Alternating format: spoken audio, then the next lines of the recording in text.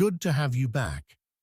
This time, we're looking at the techniques you can actually use to carry out research, the two big families of method, how we judge whether research is any good, and how to pick the right approach for your subject. Once you've got a research question, the next decision is how you'll gather and analyze your data. Broadly, methods split into two families, qualitative and quantitative, and much of this outcome is about telling them apart.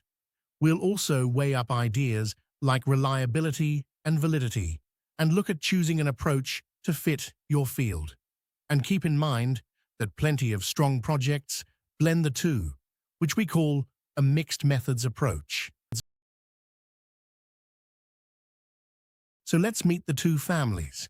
Qualitative methods explore meanings, experiences, and opinions, and the data comes back as words, rich and detailed, rather than numbers. Quantitative methods do the opposite. They measure and count, producing numerical data you can crunch statistically. One digs for depth, the other for figures. A neat way to remember the split: qualitative research asks why and how, exploring a topic in real depth, while quantitative asks how many and how often, measuring across lots of people. Qualitative tends to study a small group closely. Quantitative casts a much wider net. They genuinely answer different kinds of question, so which you choose really depends on your aim. Let's look at the qualitative toolkit. You might run interviews, one-to-one conversations that draw out someone's views in detail. You could hold focus groups, where a guided discussion surfaces where people agree and where they clash.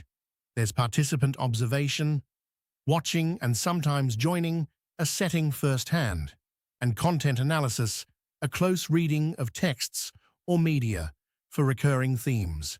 For example, interviewing 10 gamers about why they stick with a particular platform would sit squarely here.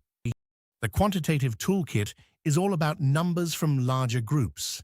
Surveys and polls collect responses from many people using set questions. Questionnaires are those fixed question sets, often with tick-box answers. Sampling is how you pick a representative slice of a bigger population. And statistical analysis is where you turn all those responses into averages, patterns, and relationships. Think of polling 1,000 students on how many hours a week they spend coding. It's worth matching each method to what it does best. An interview is your tool for exploring views in depth, a focus group for comparing opinions within a group, observation for studying real behavior in context. A questionnaire gathers set answers from many people, and a survey or poll measures attitudes right across a population. Content analysis is the interesting one. It can sit in either camp, depending on whether you're reading for themes or counting for frequencies. Here's qualitative research in action. An NHS trust wants to understand why some patients miss appointments, so it runs 12 in-depth interviews and a couple of focus groups. What comes out are themes, transport problems, confusing letters, anxiety about the results. That's a rich explanation of the why behind the behavior. What it can't tell you is what percentage of all patients feel that way. For that, you'd need a survey. Now, the quantitative mirror image.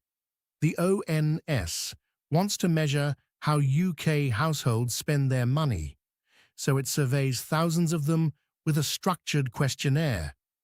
A carefully chosen sample stands in for the whole population, and the results are firmly numerical: average weekly spend on food, housing, transport, and so on. It shows clear trends and comparisons beautifully, but it won't tell you the personal story behind any single figure. So, when do you lean each way? Reach for qualitative when you want to understand experiences, feelings, or motives. Explore a topic nobody's mapped yet, or explain why something's happening. Reach for quantitative when you need to measure how much or how often. Spot trends, compare large groups, or test a hypothesis statistically. Notice they're not rivals. They simply suit different jobs.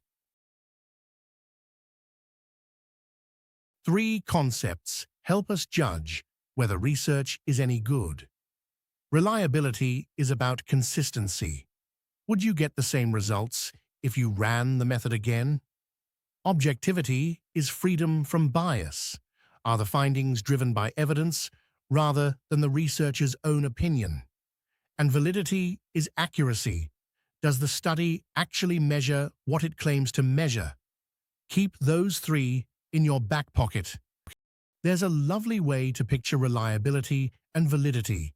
Imagine a dartboard where the center is the true answer.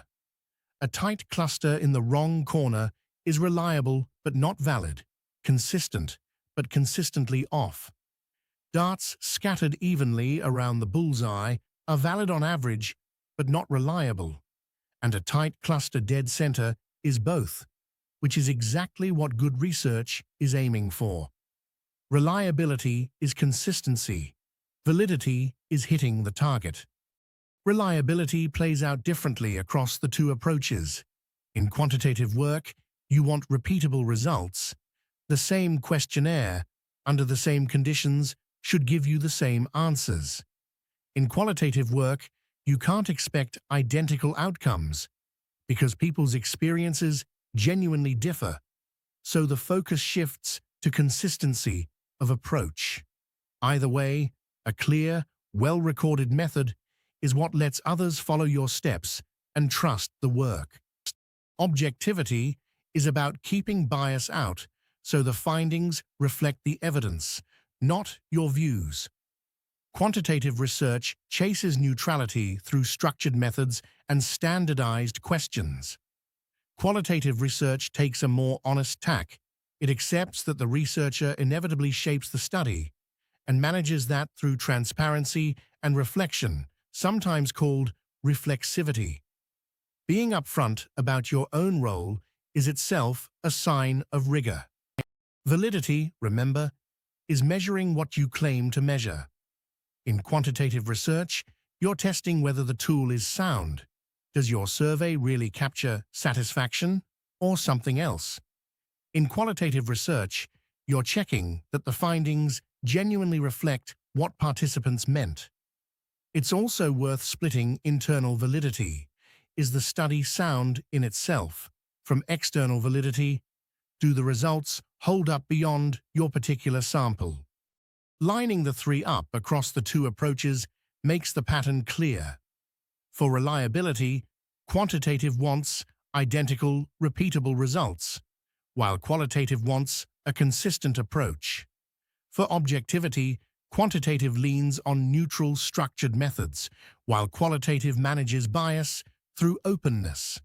And for validity, quantitative tests whether its measure holds, while qualitative checks that it reflects real experiences. Same 3 ideas, applied in 2 quite different ways. Let's ground all that in an example. A college surveys students about how satisfied they are with online lessons. Reliability shows up when the same survey a week later gives very similar scores. The tool is steady. Objectivity comes from neutral, closed questions that don't nudge the answer.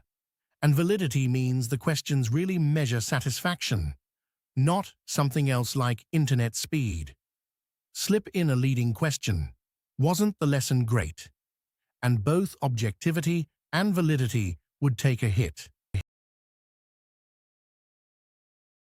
Let's weigh qualitative research honestly. Its strengths are real, rich, in-depth information, a feel for individual difference and context, and a way into experiences and opinions that simply won't reduce to numbers. But the limits matter too. You can't analyze it statistically. The small samples make it hard to generalize. It's slow to gather and interpret, and it's more open to the researcher's influence. Depth, then, at the cost of breadth. Quantitative research trades the other way. On the plus side, you can analyze it statistically, spot trends and patterns, produce testable results, and paint broad overviews and comparisons. The drawbacks are that it misses depth and personal context. A badly worded question can hand you misleading numbers. It struggles to explain why a pattern exists, and it needs large, representative samples to work properly. Powerful for the big picture, weaker on the human story. The honest truth is that the best method depends on the subject and the question, not on which family is somehow superior. The sciences and economics often favor quantitative data for measuring and testing. History, sociology, and the arts usually prefer qualitative depth and interpretation.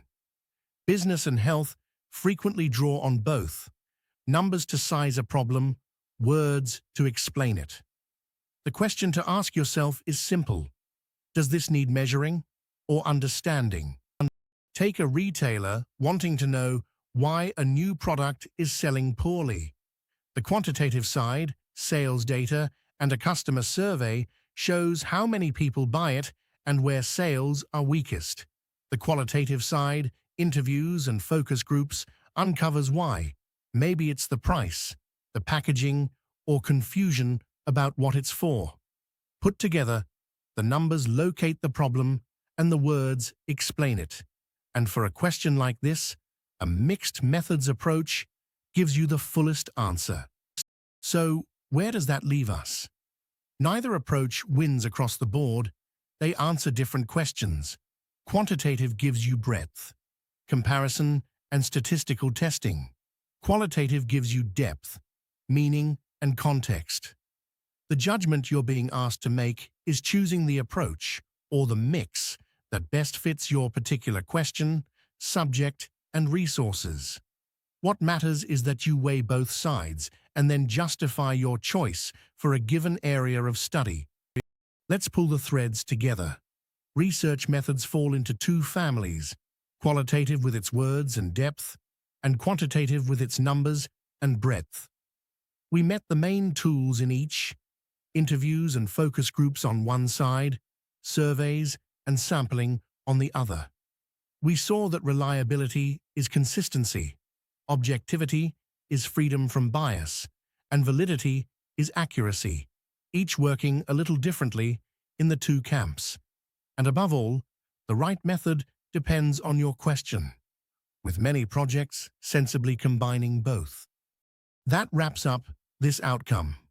We've explored the two families of method, the yardsticks of reliability, objectivity, and validity, and how the best choice really hangs on your question and your field. To dig deeper, the reading points you to well-regarded method texts from the likes of Saunders and Denscombe, and to journals such as Qualitative Research for real examples of interviewing and focus groups. The ONS methodology pages and the census case study are also well worth a look to see quantitative work at scale. Spend a little time there before moving on.